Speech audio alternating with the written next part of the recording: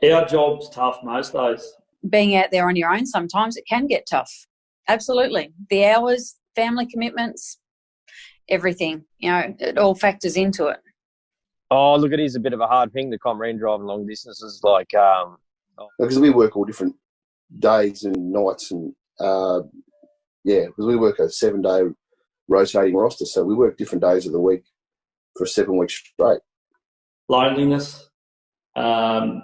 You drive all day and half the night, or as much as you're legally allowed to, and some long hours away from the family. I've got 3 kids, so it does take a bit of a toll at times, and some days you wonder why you're even doing it. But line haul is one of a lot of solitude. So when you're driving along at night, in your mind, you often will visualise your family and your loved ones and your friends who all are asleep in bed under a warm doona while you're chasing white line. Because things go wrong, it's just part of the job. So how you handle that determines the rest of your day, I think. So you try and calm yourself down and see what you can do. Hello and welcome to the launch of the Healthy Heads in Trucks and Sheds Foundation. Thank you to everyone who's joining us virtually and appropriately socially distanced today as we introduce the very first nationwide approach to tackling issues related to mental health and wellbeing within the road transport and logistics industry. I'd like to begin by acknowledging the traditional custodians of the land on which we all meet today and pay my respects to their elders past and present. I extend that respect to Aboriginal and Torres Strait Islander peoples here today. Today we're joined by Lindsay Fox AC, founder of Lynn Fox and patron of Healthy Heads. Paul Graham, who's the Chief Supply Chain Officer at Woolworths Group and Chair of Healthy Heads. Belinda Flynn, General Manager of Safety, Health and Sustainability at Cube. Jason, who's a truck driver at Ron Finnemore Transport. And Helen, a truck driver at Lynn Fox, along with drivers across the mining, groceries, livestock and grain sectors. They've all come together to talk about the serious level of poor mental health and individual wellbeing that's the reality of a large percentage of people within the industry. To support the foundation and the significance of this conversation, we also welcome Michael McCormack, Glenn Sterle and Margo Lydon, the CEO of SuperFriend. To start us off, let's hear from Margo, because today SuperFriend is releasing a survey on the transport, warehouse and postal workplaces as part of their indicators of thriving workplaces. Margo, how at risk are workers in this sector and how do they compare to other sectors? Well, thank you. And it's absolutely fantastic to be here, first of all.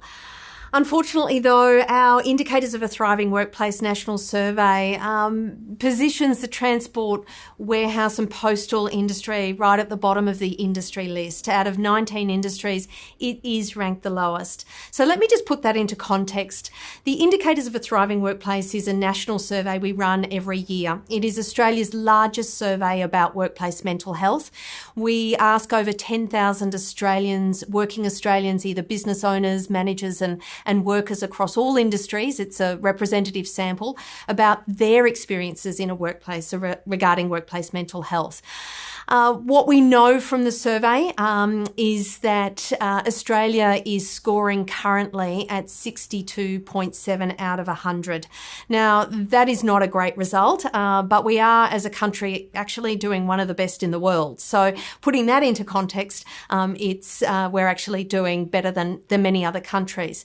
For the transport, postal and warehouse industry, though, I did say that they are ranked the lowest, and their score out of 100 is 58.9.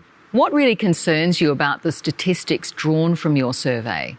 Really concerning for me is that the transport industry is only 37% of the industry is actually taking action. Now, this is asking people who work in this industry what their experiences are, and this is what they're telling us. So we've still got a way to go in Australia, but this industry in particular has got a long way to go. What really I'd like to emphasise here is that any action And this is where Healthy Heads is going to be amazing, where any action that the industry and where individual workplaces can be taking will actually have economic and social benefits. And we would see that the results of 58.9 needing to lift in future years as a way of demonstrating the action that this industry can be taking.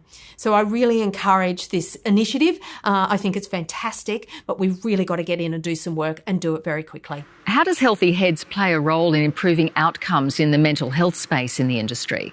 What we know when we deliver mental health and wellbeing training is that it also reduces a lot of the barriers, the known barriers as to what makes it hard to get workplace mental health on the agenda. It can reduce things like stigma. It can reduce things like, oh, we don't have time, there's higher priorities, or, the cost of this is enormous, we can't afford this. When you actually invest in workplace mental health and wellbeing training, it makes an enormous difference. The other thing it does is it reduces the likelihood of somebody attributing their own mental health condition to being caused by or worsened by the job that they do. So we know workplace mental health and wellbeing training, when it's appropriate, and I'll say that again, when it's appropriate and fit for purpose for the business, can have this massive impact that can really shift a culture and really lift the business and make an enormous difference to people's lives, not to mention saving lives. Well, those stats paint an extremely compelling picture of the challenges in the sector. Paul, is that what is driving the establishment of Healthy Heads? Yes, it is, and they're certainly sobering. 2 years ago, we got together as an industry and looked at the issue of mental health in our industry. And what we wanted to do is create a national plan as to how we as an industry can best provide the right environments to improve mental health. We've focused on 3 key pillars for the foundation. The first one is increasing the number of mentally health first aid trained people in sites. So if someone is not feeling okay, they can go to a site, get into an area of trust and be supported. The second one is working with governments at all levels, both local, state and federal, to look at how we standardise regulations and take away the complexity that has been created. And that goes from regulatory complexity as well as looking at the standards that we have for rest areas when drivers rest over on their journeys. And the third thing is then education, educating team members in our industry around how to live a healthier life, because we know that physical well-being also helps mental well-being, and therefore to give them pathways and information that allows them both to improve their mental health as well as their physical well-being. So, Paul, who's involved in Healthy Heads? Well, we have our founding partners, which is Coles and Woolworths. We have Ron Finnemore Transport, Lindsay Fox, Cube and Toll. We also have support from the National Heavy Vehicle Regulator, and we also have NTI and GT supporting us. But we encourage all corporations, large and small, to support the foundation, to understand what we're trying to achieve, and to lend support in any way possible going forward. Lindsay, you're the inaugural patron of this new foundation. You've been in the industry for over 60 years. Have you seen a change in stress and pressure over the years, and how important is awareness around mental health and well-being? Extremely important. 60 years ago, there were no rules, and a tremendous amount of problems were going on with all aspects of driving times, drivers having Coca-Cola with aspirin in it to keep themselves awake. And we had log books that drivers had 2 copies of, one which they filled in the first sector of their trip and then the second sector of their trip so that they can get up to 18 hours, 20 hours driving a day. They couldn't keep that up. We've come a long way since then, and as a result of that, we're a hell of a lot better off. Today, most of those issues have been overcome. Going forward, health and well-being for the industry are a necessity. Without trucks, Australia stops. Now, it would appear that communication is a critical part of solving how we approach mental health in the workplace. Do you agree with that? There's no question about that. We have an industry that needs communication and awareness to all of these issues. They don't affect just one group of people, they affect everyone in the industry. Now, whether it's drivers and trucks or individuals in warehouses. And the key to all of those things is communication, making everybody conscious that when one person suffers, everyone suffers. And as a result of that, you increase the communication between them to make them fully aware that they're not the only ones that are suffering. And Lindsay, how have you kept the importance of mental health at the forefront of your business? Well, we've always had an attitude of working in conjunction with our driving force and our workers in the warehouses, that mental health is tremendously important to get communication and understandings going. If there are issues and problems, they've got to be put on the table. If they're put on the table, you can do something about it. But these are things that you can't conceal. When you're under pressure, you try and keep it to yourself. But the only way to get rid of that is to download it on people that you believe in and trust. And we do everything we can to encourage this open dialogue between our workforce and our management. Before we hear from the drivers here today, let's have a listen to drivers from right across the industry talk about the importance of mental health and well-being, and also the need for the Healthy Heads in Trucks and Sheds Foundation to act as an umbrella body for industry on raising this issue. I do, and I have myself in the past. I've had postnatal depression after having children. I wasn't driving trucks at that point in time, but it still takes a toll, as in my husband being a truck driver, so him being away from home all the time. I've got a few mates around me that have struggled, and like they've their partners or their girlfriends and wives and all that, some of them don't sort of comprehend about the job, and you've seen a few relationships fall over for that reason, and it puts them in a bit of a bad state. But there's definitely a few problems around it all. Yeah. I know 2 drivers personally who are medicated because they have had they've got depression and stuff like that. It's just because at work, the stresses at home, stresses at work, and because we don't know how to communicate. It's just a man thing. Yeah. I'd hate to think where I'd be if I hadn't, gone and seen my doctor. I think I'd be single, and I'd be not a very nice person. A couple of blokes, yeah. One bloke was sitting in his car for 2 hours texting people saying I think I'm nearly at the end of it, it's scary. Oh, look, I'm really excited, and if everybody in the chain is coming on board with it, well, then there's half a chance that this can succeed. And to have something in place, it's definitely changed over the time, and I do think we're at a stage now, especially with everything that's going on here at the moment, that if someone else can bring something to the table to bring out awareness, fantastic. I think it'll be a bit of a help, yeah.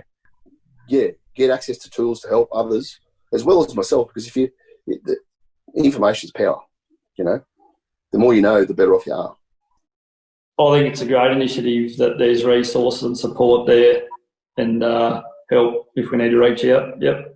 This is a collaboration between receivers, senders, freight, trucking companies.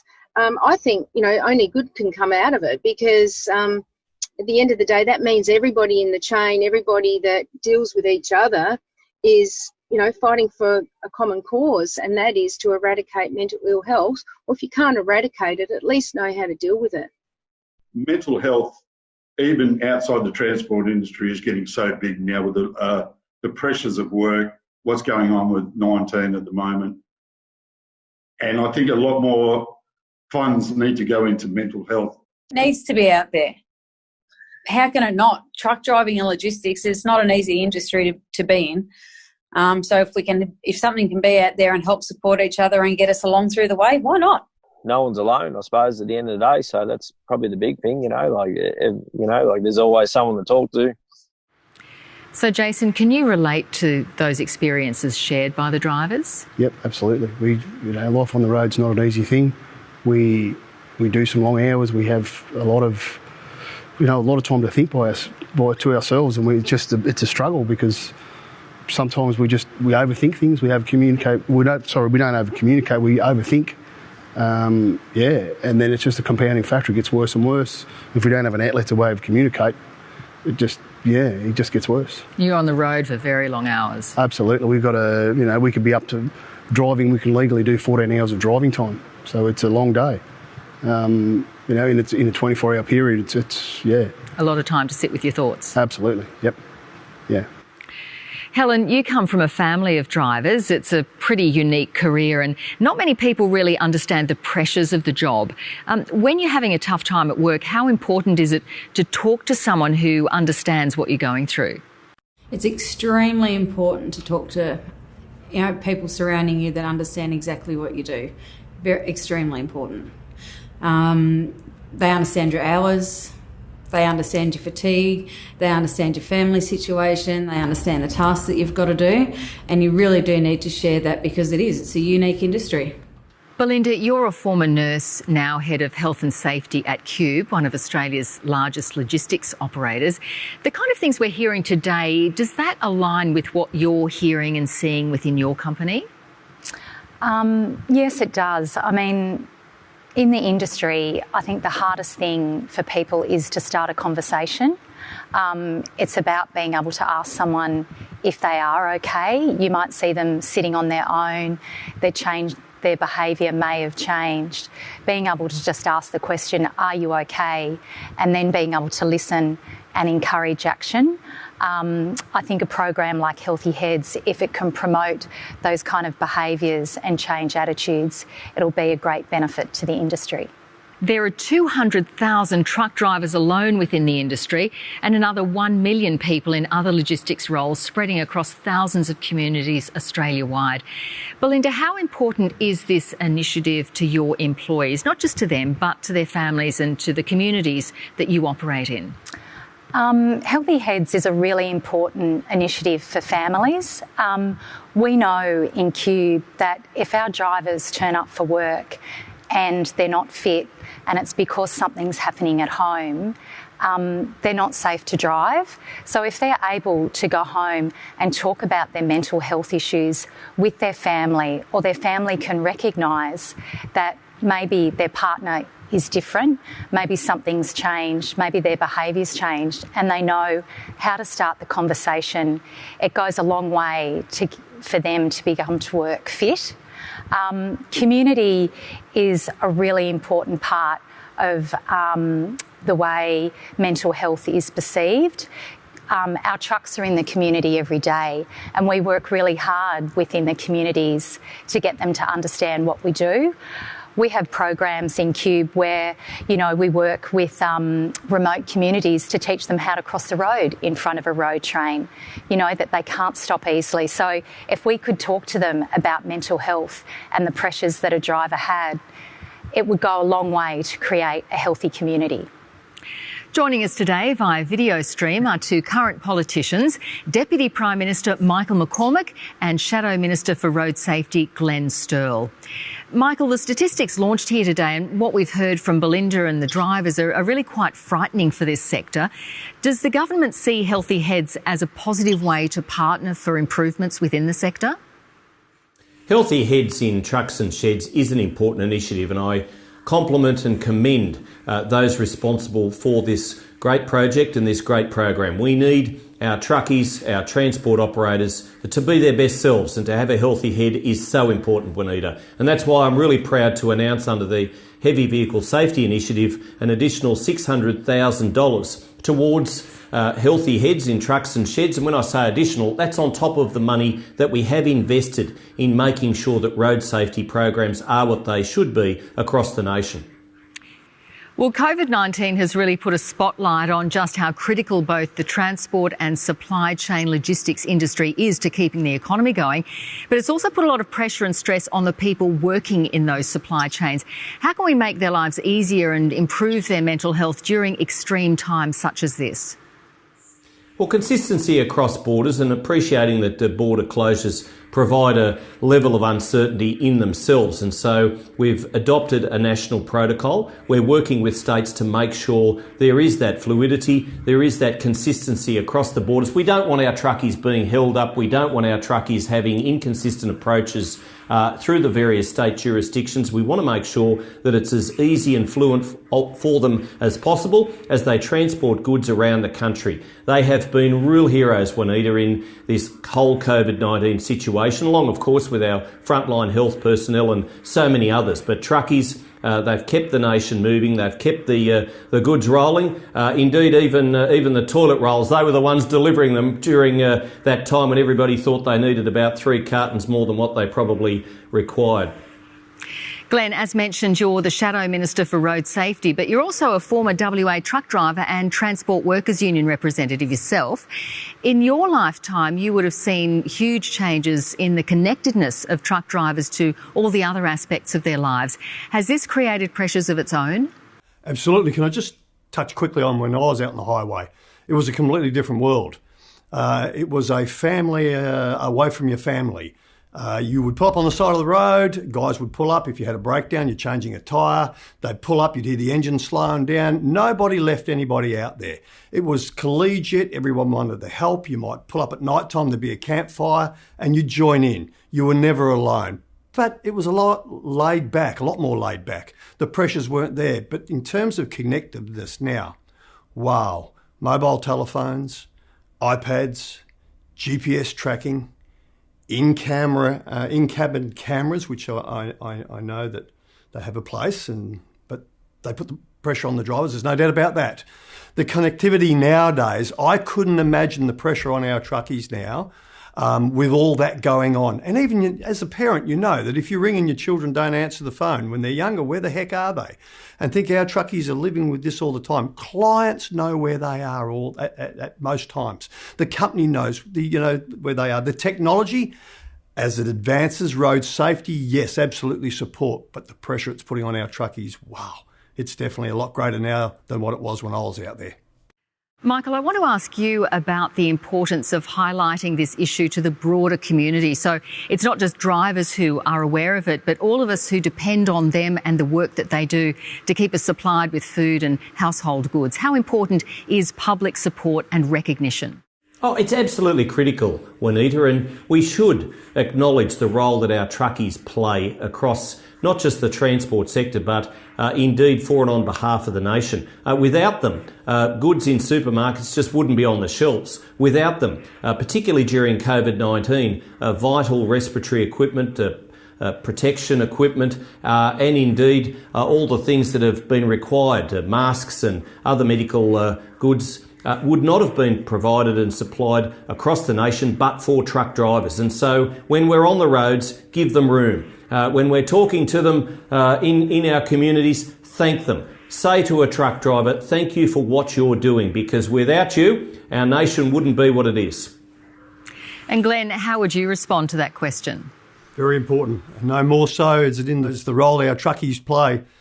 Foremost in the minds of Australians now through the COVID crisis. You know, we are essential workers, there's no doubt about that. Truckies for generations have done what they do best, moving freight around this nation in the dark of night, predominantly between our major centres and our rural and regional areas.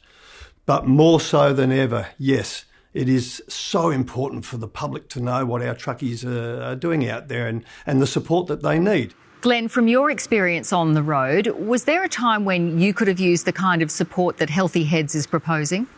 And it's hard for the generation I was in that, you know, you weren't allowed to show a weaker side or a softer side. It was a real blokey, tough it up, get out there and get on with it. But I know how hard it was for me, one period particularly, when I was running Perth to Darwin on a fortnightly cycle.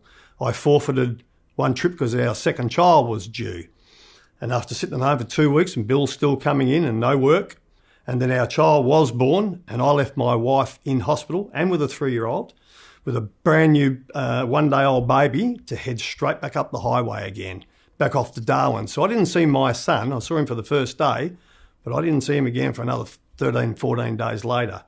And then to continually, you know, I used to pull out every second Saturday. And when I first started on the Darwin run from Perth to Darwin, I'd pull out about 9, 10 o'clock in the morning. By the time I'd finished and was ready to hang up my riding boots, I wasn't leaving till 7 o'clock at night. Not that I thought I could drive longer and drive quicker, it's just that I didn't want to leave home. And we didn't have any of that support back then.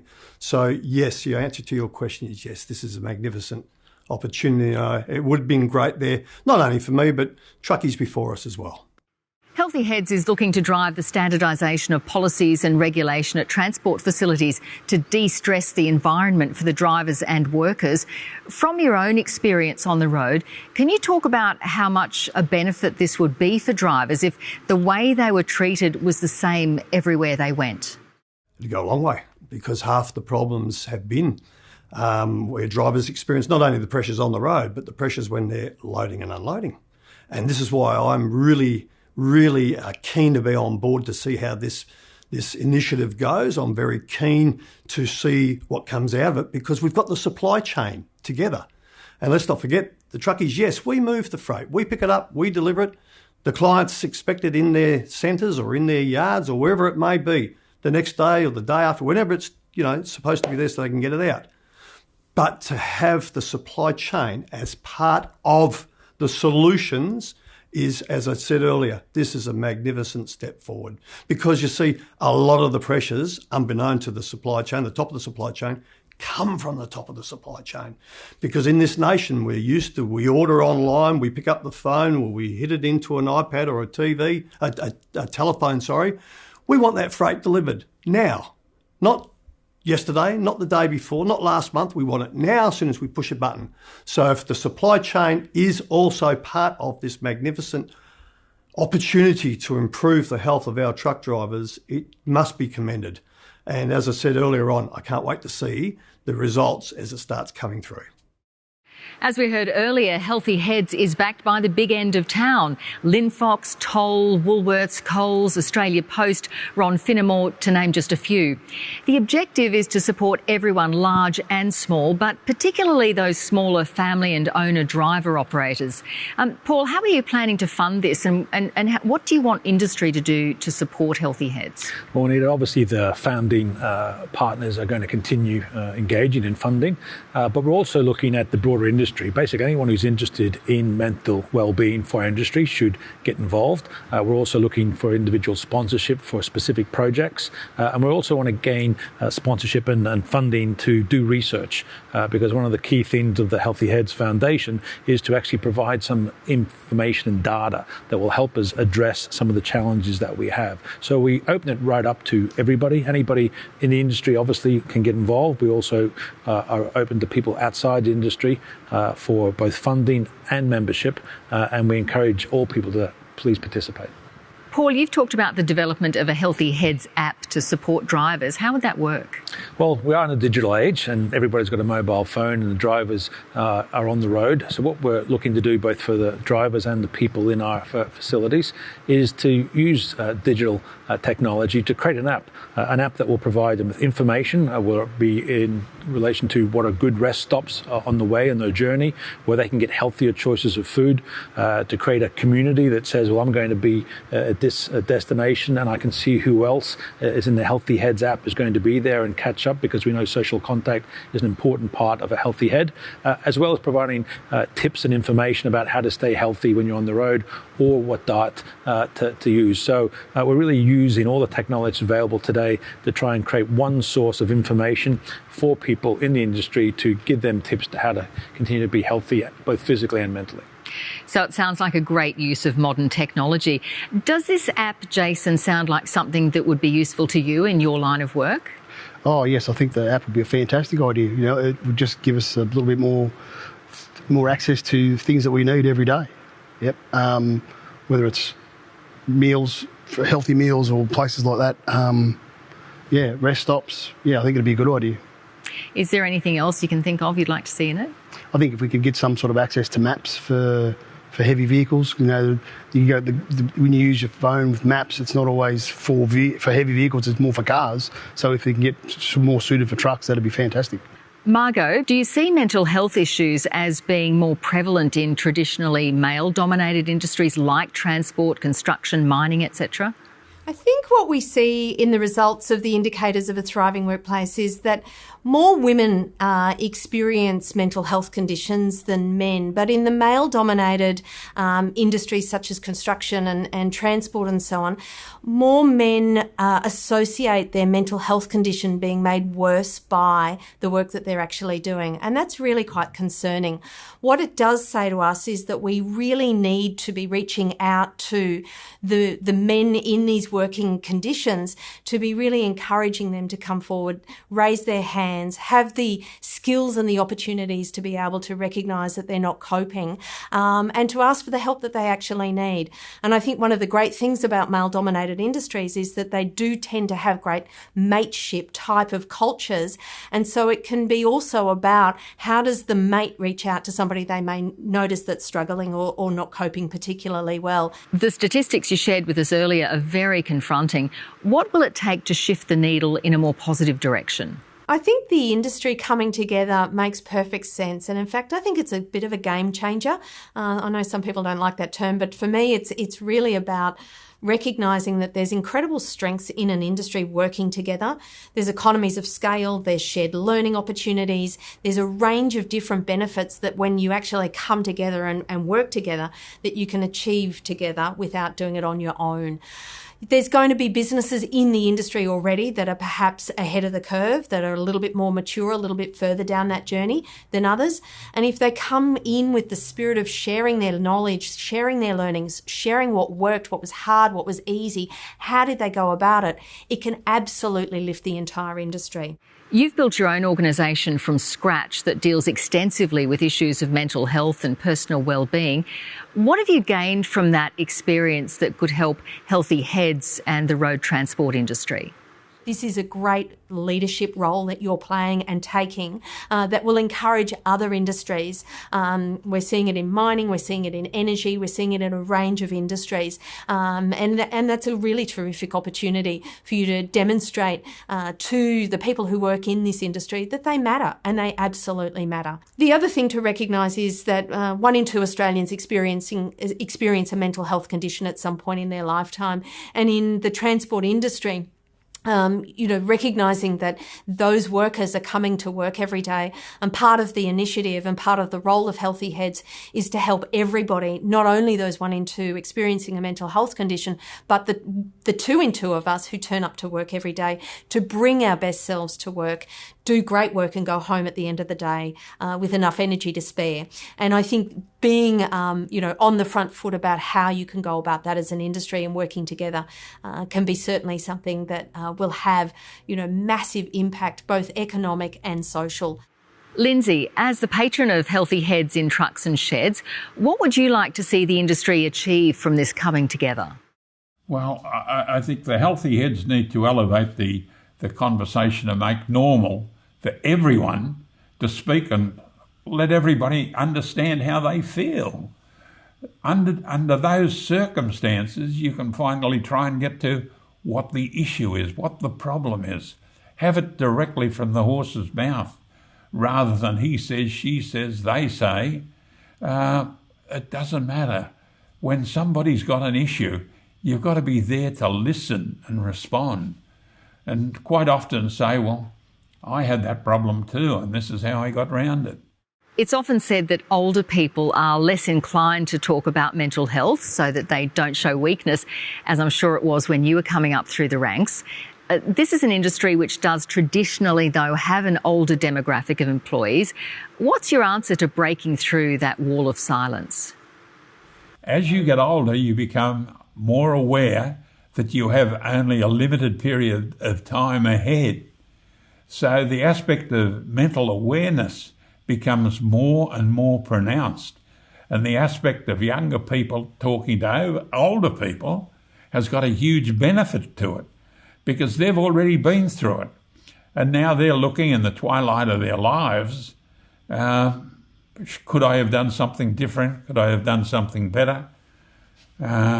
Alternatively, this is how I overcome some of those issues.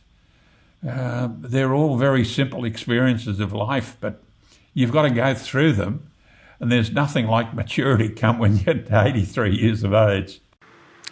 Jason, where do you think Healthy Heads can make a difference in your day-to-day life?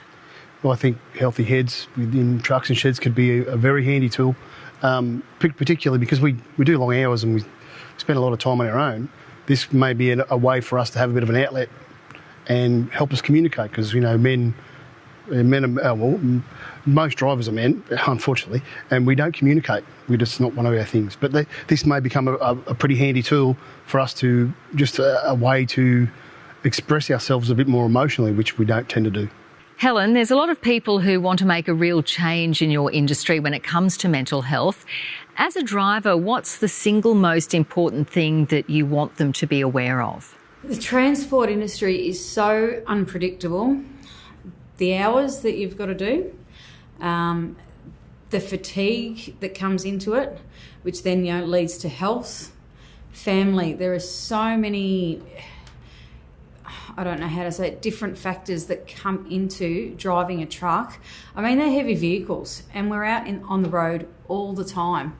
The support systems you need are very important. Like if I go back to years and years ago when my dad, he's a truck driver, was in the industry, the hours that they had to do, the expectations that were put on them were unrealistic. Nowadays, things are getting much better, and I'm so grateful that I'm here with Lindsay Fox and that they trained me to be a truck driver. The management staff and the team have taught me so much on how the industry can go and can be go. The management support you, your colleagues support you.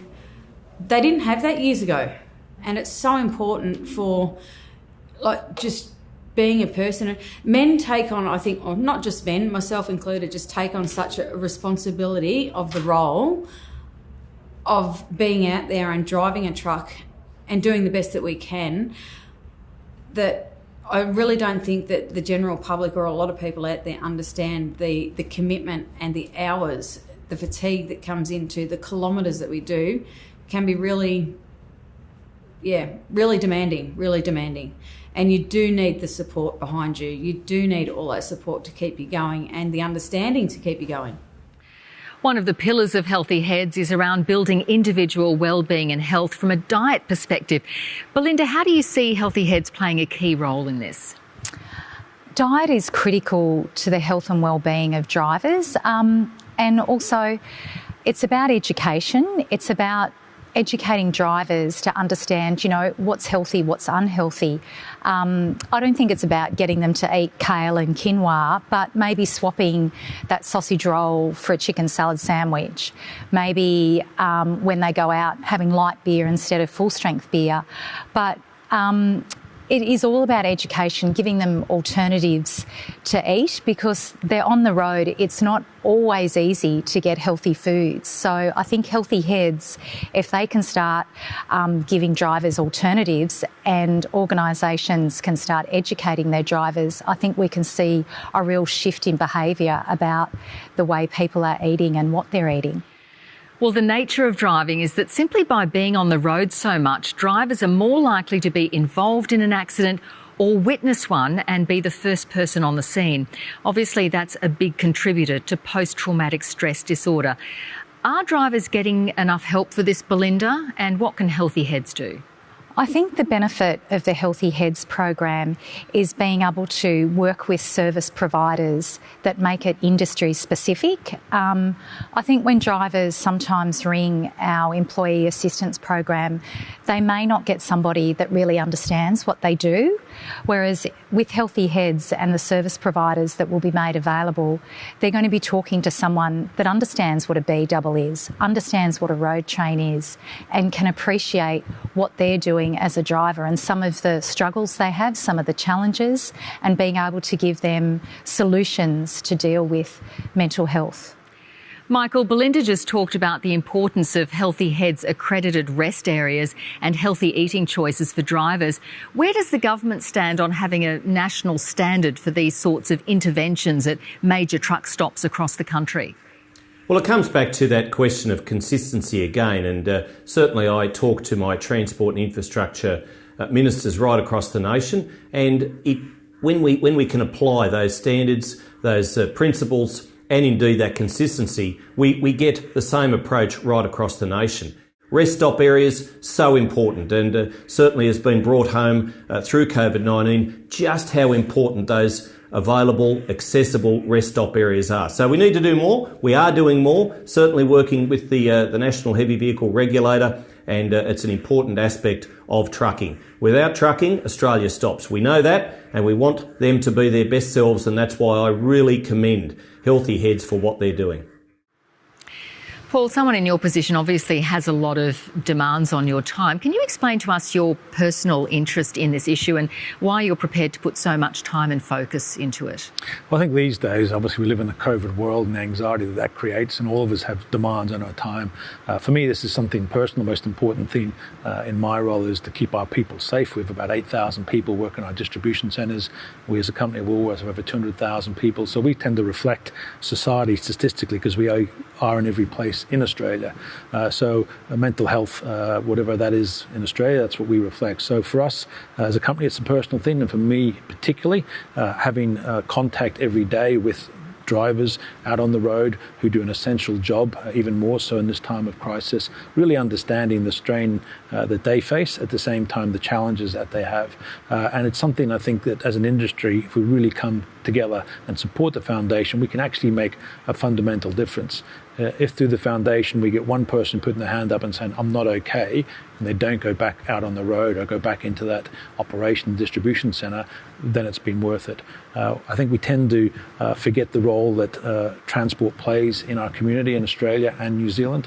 As I say, particularly in these COVID times, they're an essential service, and we need to celebrate and understand the professionalism that we have, but at the same time support people who are out there doing those difficult jobs. Paul, you could say today is monumental in starting this journey to tackle mental health within the industry. Where do you see the foundation in 5 to 10 years' time? Well, we want to see it as part of everyday life for people in our industry. So from simply when you're driving along the road and you see a sign that tells you where the next town is, we'd love to see the Healthy Head logo beside those towns that really support the right rest areas and the right facilities that support drivers when on the roads. Or when you go into a facility, if it's got the Healthy Heads logo, you know that that facility is a safe haven for you if you've got a mental health issue, and that people on that site are trained.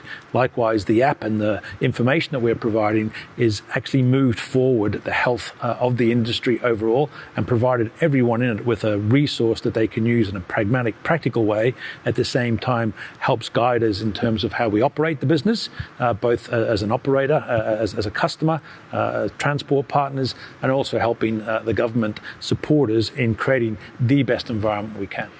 Thanks, Paul. So our final question for you is, what happens from today? Well, we're off and running. It's been 2 years in the making. It's great to see that the foundation is now real, and thank our patron, Lindsay Fox, for his patronage. Thank the founding partners that we have. We want to get more people involved. Please go onto the website and show your interest and register. At the same time, we want to get out there and start working both with our union partners, working with tertiary institutions to start getting better data, better information, better research, and also to make sure that we provide this across the whole industry, be it the single truck driver out there or the small subcontractor to the larger organisations, create best practice in terms of how we create the best mental health environment for our industry. Lindsay, as someone who's been in the industry for more than 60 years, I want to hand over to you to conclude today's conversation. What's your message to future truck drivers and logistics workers about taking care of their mental health and well-being, and to the whole industry on working with Healthy Heads from today? Well, one of Bill Kelly's favourite sayings in the trade union was the words, "United we stand, divided we beg." This is a time where we all stand together and help one another, and all of those things will make a huge difference. So clearly recall Bill's words of 30, 40 years ago, because I use them not only in the company, but I use them all the time with my own family. Thanks, Lindsay, and thanks to everyone involved today in the launch of Healthy Heads in Trucks and Sheds. If you've found any of the issues discussed today troubling to you and you want to seek assistance, please contact any of the organisations on screen now. If you want to engage with the Healthy Heads Foundation itself, please visit healthyheads.org.au.